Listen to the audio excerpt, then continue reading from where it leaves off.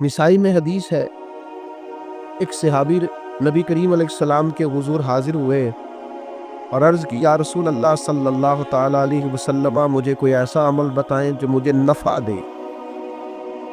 मुतलक आमाल में से जितने भी आमाल मौजूद हैं अल्लाह की रज़ा के लिए करने वाले, उनमें से उसने कोई किसी अमल का उन्होंने सवाल किया। अर्ज़ गुज़ार हुए, या रसूल अल्लाह सल्लल्लाहु ताला अलैहि वसल्लम, कोई अमल बताएं जो मुझे नफ़ा दे। तो अल्लाह के हबीब अलैहिस्सलाम ने फरमाया, रोज़ा रख, इसकी मिसल दूसरा कोई अमल नहीं। रोज़ा इतना बड़ा अमल है, इंसान को नफ़ा देने वाला, मुसलमान को फ़ायदा पहुँचाने वाला, कि इस जैसा दूसरा कोई अमल ये हदीस में हुजूर अलैहिस्सलाम ने बयान किया। अब रोज़ा इतनी बड़ी सआदत है, और करना क्या है? अल्लाह के हुक्म से खाना पीना। जिस वक़्त उसने खाने से रोक दिया उस वक़्त रुक जाना है, जिस वक़्त इजाज़त दी है उस वक़्त खा लेना है, लेकिन नफ़ा इतना होगा कि हुजूर फरमाते हैं इस जैसा दूसरा अमल ही कोई नहीं। इतना फ़ायदामंद काम है। रोज़े बड़ी गनीमत है। रमज़ानुल मुबारक का महीना बड़ी सआदत है। आप अंदाज़ा फरमाइए कि नबी पाक अलैहिस्सलाम ने हज़रत सलमान फ़ारसी रज़ी अल्लाह ताला अन्हु फरमाते हैं, रमज़ान से एक दिन पहले खुतबा दिया था बाकायदा, और हमें हुजूर ने रमज़ान की अज़मतों से आगाह किया था। रमज़ानुल मुबारक सादत अफरोज़ घड़ियाँ होती हैं, इसका लम्हा लम्हा बरकत होता है, इसकी एक एक साथ खुदा का इनाम लेके आती है। रमज़ानुल मुबारक की एक एक घड़ी बख्शिश, मगफिरत, अल्लाह की अता, अल्लाह का करम, अल्लाह तबारक व तआला की रहमतों से भरपूर होती। ऐसे जैसे चारों जानिब खुदा की रहमत का मींह बरस रहा होता है। बस जिनकी झोलियाँ फैली हुई होंगी और जिनके दामन खुले हुए होंगे, वो अपने दामन रहमत इलाही से भरपूर कर लेंगे। लेकिन सादी सी बात है भाई, जो आदमी सोया रहे, गाफिल रहे, उठ के अपने कमरे का दरवाज़ा ही ना खोले तो सूरज जितना मर्जी चमक रहा हो उसे कोई फ़ायदा हासिल होता नहीं, उसे कोई रोशनी नसीब होती नहीं, क्योंकि वो तो उठा ही नहीं, जागा ही नहीं, बेदार ही नहीं हुआ। सुबह की आबो हवा बड़ी ठंडी होती है, बड़ी सेहत अफजा होती है, लेकिन अगर कोई लोग गाफिल ही रहे उसमें और सुबह उठे ही ना, सैर करे ही ना, फजर को निकले ही ना, उसकी गफलत उस पर तारी रहे, तो जितना मर्जी सुबह का सवेरा हो, जितनी मर्जी राहतें और रहमतें हो, उसे उससे नफ़ा हासिल होगा, वो तो उसी को होगा जो उठेगा, आँख खोलेगा। तो अच्छी तरह समझ लीजिएगा, रमज़ानुल मुबारक की सादतें इतनी बड़ी हैं, बरकतें इतनी ज़्यादा हैं कि हुजूर अलैहिस्सलातु सलाम ने फरमाया, नफल का सवाब फ़र्ज के बराबर, फ़र्ज का सवाब 70 गुना बढ़ा के दिया जाएगा। लेकिन अगर कोई गाफिल का गाफिल ही रहा, उस बेचारे का मोबाइल रमज़ान में भी बंद नहीं हुआ, ला यानी बेमकसद बेमाना चीज़ें, लगवियात और अबस चीज़ों में उसने रमज़ान भी गुजार दिया, तो सादतें तो बरस रही थी, सूरज तो नूर का चमक रहा था, रोशनी तो फैल गई, सादत अफरोज घड़ियां तो आ चुकी थी, पर इसने अपनी आँख को ही नहीं खोला, गाफिल का गाफिल रहा। तो इससे कुछ मुयस्सर आ सकता, कुछ गफलत दूर करनी पड़े। अब देखिए, हमारे यहाँ महफिल होती है, लोग कलियां सजानी शुरू कर दें 1 या 2 दिन पहले। किसी घर में शादी होती है तो लोग घर का आंगन, सहन, छत और सामने वाली दीवार सजाना शुरू करते हैं 2-3 दिन पहले, इससे ज़्यादा नहीं। बड़ी ख़ास भी को महफिल हो तो 1 आध दिन पहले लाइटिंग लोग करते हैं कि पता चले यहाँ ज़िक्र रिसालत मआब सल्लल्लाहु ताला अलैहि वसल्लम किया जाएगा और यहाँ हुजूर के तज़कार किए जाएंगे। 2-4 दिन पहले अगर कहीं लाइटिंग हो जाए तो लोग कहते हैं यार कोई कमाल ही बात है कि इतने दिन पहले यहाँ इतनी रोशनियाँ नज़र आ रही हैं, कोई इनफरादी काम है, उस पर नज़र जाती है। आप ज़रा रमज़ान की शान तो देखें। हुजूर फरमाते सारा साल जन्नत सजाई जाती है, किस लिए? हुजूर फरमाते हैं रमज़ानुल मुबारक के लिए। सारा साल जन्नत सजा दी जाती है, उसको तैयार किया जाता है रमज़ान की सआदत अफरोज़ घड़ियों के लिए, उन मुकद्दस अय्याम के लिए जो लेकर रमज़ान साया फिगन होता है, उसके लिए पूरा साल जन्नत को सजाया जाता है, तज़ीनो आराइश की जाती है। और रमज़ान आता है तो करीम के करीमाना फैसले होने शुरू हो जाते हैं। کریمانہ فیصلے. ایک کریمانہ فیصلہ ہوتا ہے کہ دوزخ کے دروازے بند کر دو اور جنت کے سارے ہی دروازے کھول دو.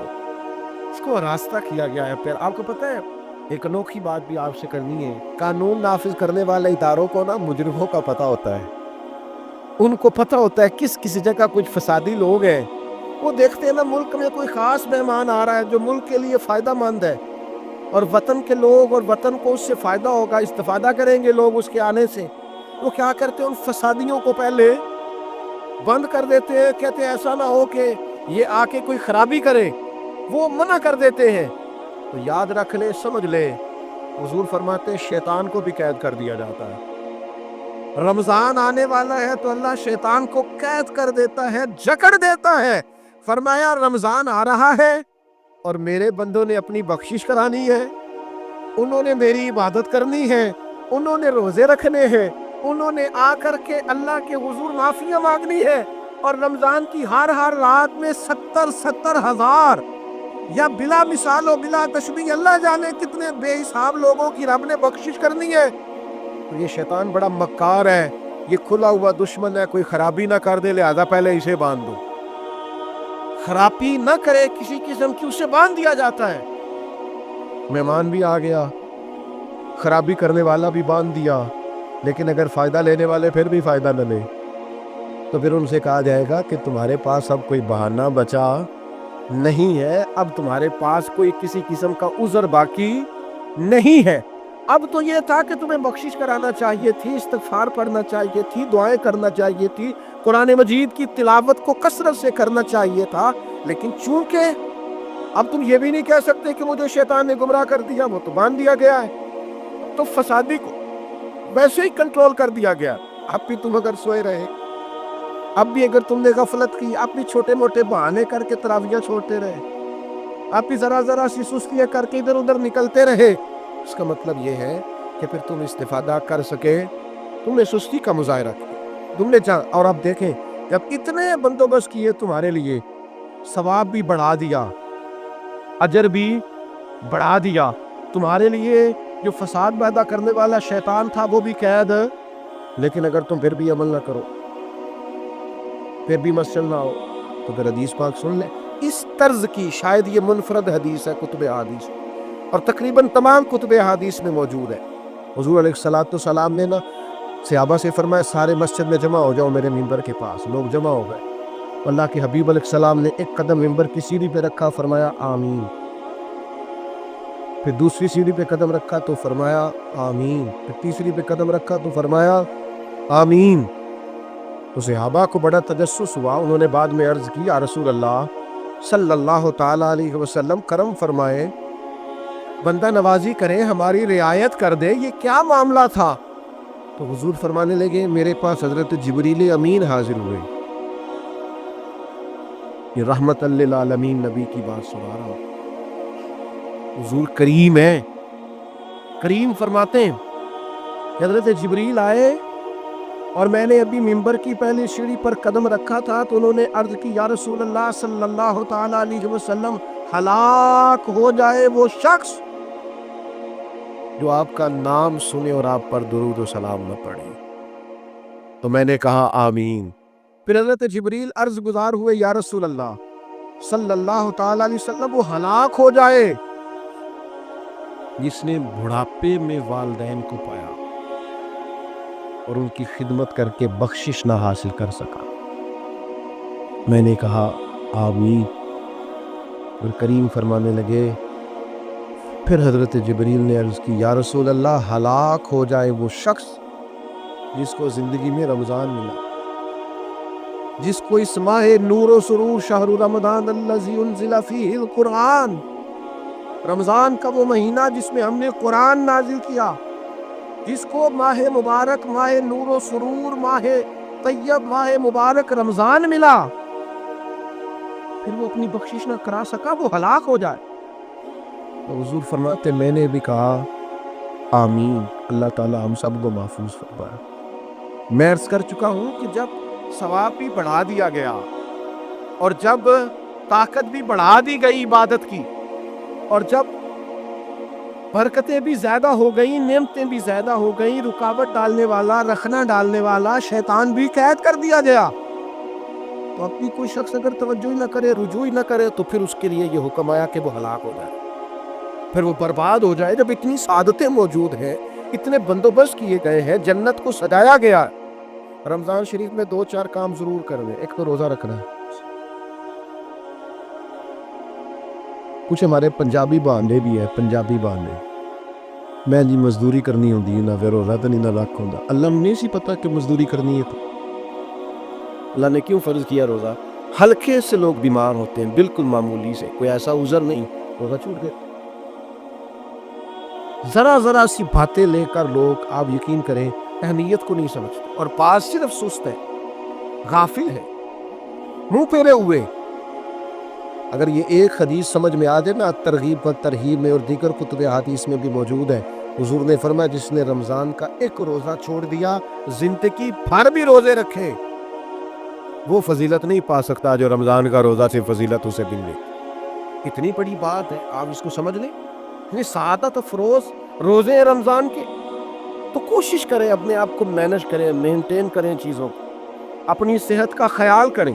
میں تو دوستوں سے کہا کرتا ہوں، رمضان سے پہلے جو ایام ہے، پہلے سے بڑھ کر اپنی طبیعت کا خیال رکھیں، تاکہ رمضان میں کوئی کسی قسم کی طبیعت میں بھی کمزوری پیدا نہ ہو، اور صحیح صحت مندی کے ساتھ انسان رمضان شریف کے روزے گزار سکے۔ دوسری بات ہے، رمضان میں خوب قرآن مجید پڑھنا۔ شہر رمضان الذی انزل فیہ القرآن، رمضان ہی کا تو وہ مہینہ ہے جس میں قرآن نازل کیا گیا۔ نبی کریم صلی اللہ تعالیٰ علیہ وسلم رمضان المبارک میں حضرت جبریل امین علیہ السلام کے ساتھ قرآن مجید کا دور فرمایا کرتی۔ حضور حضرت جبریل کو پارہ سناتے اور جناب جبریل نبی کریم علیہ السلام کو سنا۔ یہ دور ہوتا ہے قرآن مجید کا۔ اللہ نے کتنی زیادہ توفیق دی ہے، ہر مسجد میں تراویح میں قرآن پڑھا جاتا ہے۔ تھوڑی ہمت کریں، تھوڑی کوشش کریں۔ ہمارے بزرگ فرمایا کرتے تھے، ایک پارہ گھر میں پڑھا کرو قرآن مجید کا، تاکہ تمہیں دیکھ کے بچے بھی پڑھیں، اور ایک پارہ مسجد میں تلاوت کیا کرو، اور ایک رات کو تراویح میں 3 پارے روز قرآن مجید کے ہو جائیں گے، تو انشاءاللہ تعالی رمضان ختم ہوگا تو 3 قرآن پاک بھی ختم ہو جائیں۔ یہ ارادہ کریں، یہ پروگرام بنا، خوب قرآن مجید سے دلچسپی پیدا کریں۔ تیسرا کام رمضان میں جو کرنے والا وہ ہے کثرت سے استغفار۔ کچھ غلطیاں نا ہم کرنا نہیں چاہتے، ہم سے ہو جاتی۔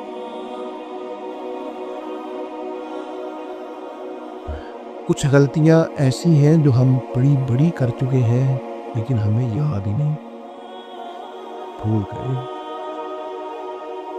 کچھ خطائیں ہم سے ایسی سرزد ہوتی ہیں جو لاشعوری میں ہو جاتی، ہمیں سمجھ نہیں ہوتی کہ یہ خطا ہے اور اتنی بڑی ہے۔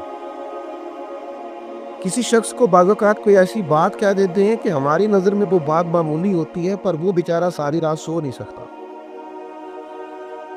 رمضان کا مہینہ ہے اپنے رب سے معافی مانگنے کا مہینہ، اس سے توفیق مانگنے کا مہینہ، اس کے حضور حاضر ہونے کا مہینہ۔ میں آپ کی خدمت میں عرض کروں،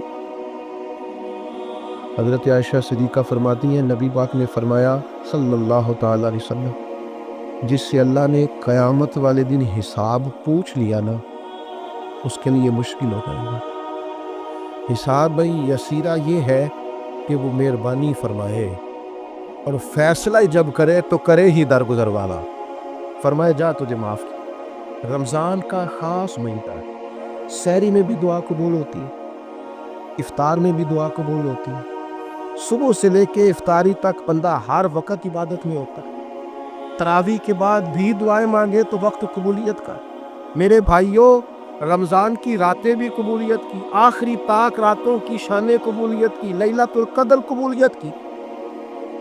اس دفعہ جھک نہ جائیں اس کی بارگاہ میں سجدے میں، رو رو کے معافی مانگ نہ لیں اس سے۔ ہم برے نہیں ہیں، چاہتے نہیں ہیں، پر ہمارے وجود سے کچھ غلطیاں ہو جاتی، ہمارے سینوں میں کچھ پچھتاوے ہیں،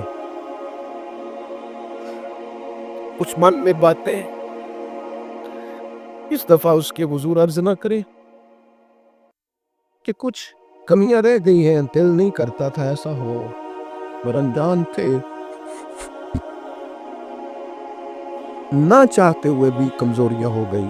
رمضان آ رہا ہے، बड़ा गोल्डन चांस है, बड़ा खूबसूरत मौका भाइयों। रमज़ान की हर शहरी के बाद रब से माफ़ी मांगी। आपको पता है इतनी बड़ी उम्मत मुस्लिमा, लेकिन हर गली में कमज़ोर है, हर जगह रुस्वाइयाँ हमारे साथ चिमटी हुई है। हम चाह के भी अपने भाइयों की मदद नहीं कर सकते। मेरे पास ऐसे ऐसे जवान आते हैं जो कहते हैं हमें पता है ना हम फ़लस्तीन के लिए क्या कर सकते, हमें पता है ना। ये हमारी बेबसी, ये हमारी गलतियों का नतीजा। तो खूब इस्तिग़फ़ार करें, अपनी कोताहियों की माफ़ी मांगे। रमज़ान की हर सुबह में, हर शाम में, हर दिन में, हर रात मुसल्ले बिछा बिछा के अर्ज़ गुज़ार हों कि मालिक तो हमें माफ़ फरमा। और मैं आपसे एक और बात की अर्ज़ करूँ, शेख अबुल हसन को मैं पढ़ रहा था, तो रोते जा रहे थे, रोते जा रहे थे, रोते जा रहे थे। एक शाम उनके कुछ लोगों ने उनसे कहा कि हुजूर इस कदर ज़्यादा आहुजारी, तो फरमाने लगे मेरी बस इतनी ख्वाहिश है कि जब मैं अपने रब से मिलूँ ना तो मेरा रब मुझे नाराज़ ना मिले। तो मैं हर वक्त इसलिए तड़पता हूँ कि मेरे अंदर जो कोताहियाँ मुझसे हो गई हैं, मेरा मालिक वो मुझे माफ़ कर दे। हमने कोशिश की है ज़िंदगी में माँ बाप की खिदमत करने की, लेकिन नहीं, हमसे उनके हक अदा नहीं हो सके। कोशिश की है बहन भाइयों पर तवज्जो देने की, लेकिन हक अदा नहीं हो सके। चाहिए था औलाद की तरबियत बड़ी शानदार करते, लेकिन सहूलतें कुछ ज़्यादा थे बैठे, लाड प्यार कुछ ज़्यादा कर सके। उनकी तरबियत का भी सही हक अदा, अल्लाह ने इज़्ज़त ज़्यादा दी थी, जवाब में हमारी खिदमतें थोड़ी। हम अपने रब की बारगाह की हाज़िरियों की भी हक अदा नहीं कर सके। उसने हमें नवाजा ज़्यादा है, हमारा शुक्र कम है। हम उसका हक अदा करने का काम ये है मेरे भाइयों कि रमज़ान में खूब इस्तिग़फ़ार करें। हमसे जो कमियाँ रह गई हैं इस पूरे माह मुबारक में, अपने मालिक से अर्ज़ करें कि मालिक इस माह मुबारक में जिन्हें तू माफ़ करने वाला है उनमें हमारे भी नाम शामिल फरमा, हमारे भी नाम शामिल फरमा। और भी अर्ज़ करनी है, उनके लिए भी दुआएं करनी है रमज़ान में जो आपसे पिछड़ गए, जो मिट्टी तले जाके आराम फरमा हो गए। कि रमज़ान मुबारक चूँकि बख्शिश मांगने का महीना है, अल्लाह के हुज़ूर माफ़ी मांगे उनके लिए भी, हमारे अपनों के लिए, माँ बाप के लिए, अजीज़ व अक़रबा, कि अल्लाह करीम उनकी कब्रों को भी ठट्ठा करे, उनके हाल पे भी रहमत की नज़र करे, उनके लिए भी मालिक सानिया करे। खूब दुआएं मांगे रमज़ान में, खूब दुआ। और जो मोहताज है, जो तंगदस्त है, जो गरीब है, जिनको ज़माना गुजर गया है, दोस्तों को, अहबाब को, मुखय्यर हज़रात को मुतवज्जे करते हुए वो भी थोड़ी तवज्जो करें। इस साल रमज़ान के माह मुबारक में दुनियादारों को छोड़ के रब की तरफ मुतवज्जे ना हो, उस करीम की बारगाह में अपनी सारी तकलीफ़ें बयान न करें। बीमार भी आए, मकरूज़ भी आए, तंगदस्त भी आए, बे औलाद भी आए, कमज़ोर भी आए, सारे झुकें, रोज़ा रख के, तरावी पढ़ के, कुरान पढ़ के, अपने सारे दुख अपने मालिक के हुजूर बयान करके इस माह मुबारक की हर रात में उससे बख्शिश का सवाल करें, रहमत का सवाल करें, करम का सवाल करें। वो बड़ा ही करीम है। हुजूर फरमाते हैं, रब कहता है मुझे हया आती है मेरा बंदा हाथ उठाए और मैं उसके हाथ खाली वापस कर, बस आने की देर है। और एक मकाम पे अल्लाह के हबीब अलैहिस्सलाम ने फरमाया, बंदा जब एतराफ़े गुनाह करके माफ़ी मांगता है, अल्लाह फ़ौरन ही उसे माफ़ फरमा दिया कर। चौथा काम जो इस माह मुबारक में बहुत ज़्यादा करना है वो ये है कि हुजूर ने फरमाया ये सब्र का महीना, सब्र बहुत करना है। एक तो सब्र होता है ना मुसीबत पे सब्र, एक ख्वाहिशात पर भी सब्र होता है कि ख्वाहिशें पैदा हो रही हैं पर सब्र करना है अल्लाह की रज़ा, ये भी सब्र। नेकी पर इस्तकामत के लिए भी सब्र की ज़रूरत होती है, गुनाह छोड़ने के लिए भी सब्र की ज़रूरत होती है। आपके पास मौक़े मौजूद है माज़अल्लाह बुराई के, लेकिन अगर आप सब्र करते हैं, अल्लाह की रज़ा पे राज़ी रहते हैं, तो ये भी सब्र है। नबी पाक अलैहिस्सलाम ने रोज़ादार को सब्र करने का कहा, फरमाया तो तुमने कोई बेहुदा बात नहीं करनी, कोई गालम गलोच नहीं करनी, और अगर कोई तुमसे लड़ाई झगड़ा करे, कोई बेहुदा बात करे, तो तुमने क्या कहना है, इन्नी साइमुन मर्रतैन, تم نے 2 مرتبہ کہنا ہے بھائی میں تو روزہ دار ہوں. کوئی جھگڑا کرنا چاہے، لڑائی کرنا چاہے، برا بھلا کہے، کوئی الجھانا چاہے تو کہنا انی صائم ہوں، میں روزہ دار ہوں. یہ وظیفہ یاد کریں گے. کیا کہنا ہے؟ یہ وظیفہ ہے پورے رمضان کا. یہ بخاری میں حضور نے بتایا. کوئی جھگڑا کرے گھر کے باہر بھی اور گھر کے اندر بھی، کوئی جھگڑا کرنے لگے، جھگڑا ہونے لگے تو کہنا انی صائم ہوں میں. اور ایک دفعہ نہیں کہنا، مرتين. حضور نے فرمایا 2 دفعہ کہنا میں روزہ دار ہوں. میں کوئی جھگڑا نہیں کروں گا، کوئی فساد نہیں کروں گا، کسی بےہودہ بات کا جواب نہیں دوں گا. کیوں؟ اس لیے کہ میری ایک شان ہے، میں روزہ دار ہوں. میں اس وقت ایک منصب پر فائز ہوں، میں روزہ دار ہوں.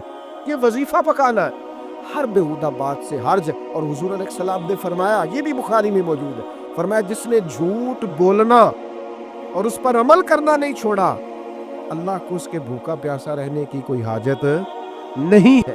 جھوٹ ہی نہیں چھوڑا اس نے، ابھی بھی جھوٹ بول رہا ہے، روزہ رکھ کے بھی جھوٹ پر عمل کر رہا ہے. اللہ تعالیٰ کو اس کے بھوکا پیاسا رہنے کی کوئی حاجت نہیں ہے.